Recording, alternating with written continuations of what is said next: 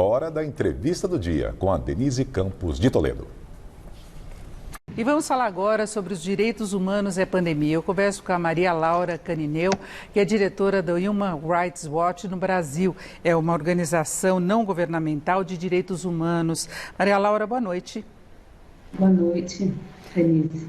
Bom, a organização tem divulgado em todo o mundo alertas em relação ao não respeito aos direitos humanos em plena pandemia, que é um grande desafio para todos os governos, o combate à pandemia, atendimento à população, e nós temos dados muito negativos também em relação ao Brasil, não é? Sim, olha, infelizmente o contexto de pandemia no Brasil e no mundo deu espaço, né, para muitas violações de direitos humanos, né, violações de direitos humanos relacionadas à saúde, principalmente, à vida, integridade física. Pensemos que numa situação de isolamento, distanciamento, aumenta a violência no âmbito doméstico, por exemplo, contra mulheres, contra idosos, contra pessoas com deficiência, aumenta a violência em instituições, né? Então, é um contexto de bastante desafio em que a gente viu governos responderem de formas melhores e piores para todos esses problemas que o contexto de uma pandemia implica, né? Eu, particularmente, destacaria violações relacionadas ao direito à vida e ao direito à saúde, especialmente dos brasileiros, né? Eles vêm ameaçados desde o início da pandemia e, infelizmente, o Brasil e o governo brasileiro apresentou uma das respostas mais desastrosas em relação à pandemia, né? E se comparado com o restante do mundo. Nós temos um presidente que ignorou as recomendações da Organização Mundial de Saúde, um presidente que provoca aglomerações, não usa máscaras, dissemina informações equivocadas, promove tratamentos sem eficácia comprovada, buscou uma importante violação em relação à busca desse governo de impedir acesso à informação, né? Hoje a gente tem o consórcio da imprensa que atualiza diariamente os dados sobre óbitos, infectados e vacinados. Isso é muito grave, tentou mexer, né, na lei de acesso à informação, que é uma das grandes conquistas do Brasil, tentou impedir medidas de distanciamento social, né, que se provou ao redor do mundo que tem uma eficácia no sentido de combater a disseminação. Então, há uma série de ações e negligências que a gente pode citar que implica em violações muito graves, né? Eu acho que principalmente é um governo brasileiro que escolheu a política antes da saúde pública, especialmente nessa questão, né, do direito e garantia à vacinação, né? A garantia da vacinação e a garantia da obtenção da imunidade para a população é uma obrigação, e é uma obrigação também que os estados incentivem que as pessoas confiem nos dados, confiem na vacina e possam procurar esse tratamento. Esse nosso presidente fez brincadeiras em relação à vacina, não levou a sério e não tem levado, né? Eu acho que uma das questões no âmbito internacional é uma proposta que está vindo hoje da Índia e da África do Sul, que o mundo inteiro deveria promover a suspensão da patente para registro de vacina, para que haja uma produção mais disseminada, né? Então, isso é uma coisa que o Brasil já fez no passado em relação ao tratamento anti-HIV. No entanto, o governo de Jair Bolsonaro está indo contra essa proposta. Vai ter uma oportunidade agora em março para retomar e revisar uma proposta que poderia garantir mais vacinação para os brasileiros e para o mundo inteiro, né? Hoje, mais de 130 países ainda não tiveram acesso à vacina. Essa questão da Índia foi colocada, inclusive, quando houve atraso no fornecimento de insumos que vem da Índia para o Brasil, né? E naquele momento se colocou exatamente essa posição do Brasil, que na época o Brasil seguiu o governo Trump, ainda então presidente dos Estados Unidos, que também foi contra essa quebra de patente. Agora a OMS está assumindo essa posição de redistribuição de vacinas. Agora, internamente no Brasil, não pode ficar aquela alegação de questões fiscais, financeiras, operacionais. Tem muita justificativa, por exemplo, de dificuldade para aquisição de vacinas. Como é que se pode tratar desse assunto do ponto de vista do direito humano, direito à vida?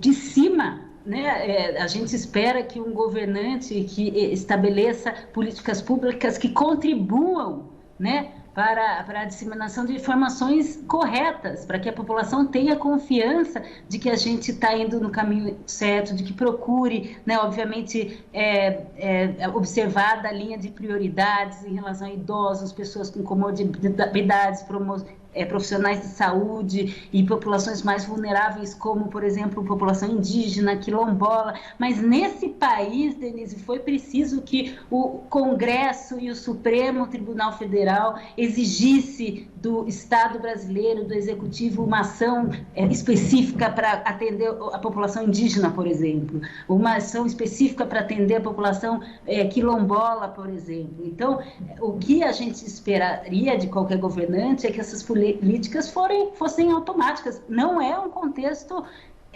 fácil, né? É um contexto muito complicado e a gente, logicamente, existem questões econômicas, né? E por isso que ele tem que ser uma política do Estado brasileiro como um todo, de todas as instituições, pensando em como promover, né, a inclusão de pessoas, o atendimento às necessidades médicas, mas também, né, a possibilidade dessas pessoas que acabam sendo as mais atingidas, que precisam trabalhar, que precisam pegar transporte público, que precisam mandar seus filhos para a escola, porque senão não conseguem remuneração. Agora, essas discussões em relação a direitos humanos no atual governo já vinham desde antes da pandemia. Já havia muito questionamento a certos procedimentos, inclusive a revisão de alguns órgãos que deveriam cuidar exatamente desses aspectos, né? A defesa da mulher, a defesa dos indígenas, uma série de políticas que foram revistas no atual governo. Infelizmente, a gente vê esse como um governo que promove medidas anti-direitos humanos, né? A gente tem visto uma série de retrocessos em relação ao atendimento dos direitos mais fundamentais da população. Isso no ponto de vista do meio ambiente, né? Realmente desmantelando a capacidade do Estado de proteger as populações que defendem a floresta, como a própria população indígena. Então, no âmbito ambiental, no âmbito da segurança pública, né, o Brasil ainda é um país, comparado com outros países do mundo, que a polícia mais mata, né? A gente, 13% das mortes violentas cometidas no Brasil são perpetradas pela polícia. E ao invés de a gente pensar numa reforma de polícia que atenda, inclusive, as necessidades psicológicas, remuneratórias da corporação, o que esse governo faz é incentivar ainda mais mortes, né? Toda essa discussão sobre a excludente de licitude, como se o policial já hoje não fosse protegido pela legislação quando ele precisa se defender ou defender a vida de terceiros. Então, na segurança pública, no meio ambiente, na proteção da mulher, né? A gente espera aí que vá haver um plano, né, do enfrentamento a esses casos tão graves de feminicídio, né? E há uma perspectiva de que o governo vai criar esse Maria plano, Laura, mas a gente precisa ver o que vai falar. A gente vê muito se associar à ideologia, à esquerda ou à direita, essa questão de direitos humanos. E não deveria ser assim, né? Não deveria ter essa divisão. Então, quem se preocupa com o bem-estar da sociedade, da população, das minorias, não deveria ser visto como de esquerda, não é? Deveria ser uma preocupação geral, não é? Essa discussão é muito comum, né, no Brasil, né? A gente desviar o assunto de falar quais são as obrigações do Estado em relação à proteção dos direitos humanos, desqualificando como se fosse uma pauta de direita, de esquerda, de minoria, de branco, de negro, de mulher, de homem. Não existe isso, né? Acho que como a gente vê os direitos humanos, são uma série de regras que os Estados precisam promover,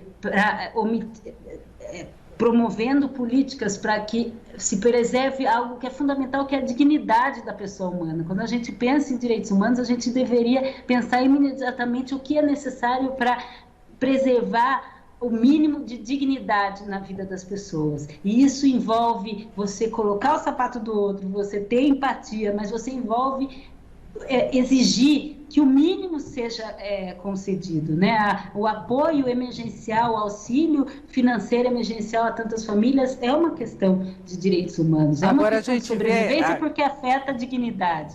A gente vê a quebra dos direitos, tanto em governos de esquerda, a gente pode citar a Venezuela, por exemplo, como de extrema direita, como citar a Hungria. E no Brasil se criou essa narrativa como uma justificativa, não é?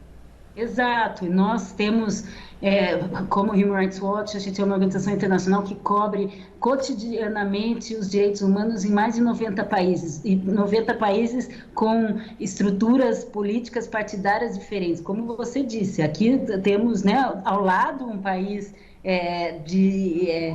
que viola direitos humanos sistematicamente. O Brasil é um país liderado por uma outra ideologia política que viola sistematicamente direitos humanos. Hungria, Estados Unidos, né? Agora a gente tem uma expectativa aí de mudanças em razão de um presidente que adere mais aos princípios democráticos e de direitos humanos, mas é um país com um monte de problemas de direitos humanos no sistema prisional, em relação à desigualdade social inclusive meio ambiente. Perfeito. Então, todos os países têm as mesmas obrigações do ponto de vista internacional, mas ideologias, obviamente, vão no caminho muitas vezes contrário, né? Porque realmente a gente se perde nessas discussões.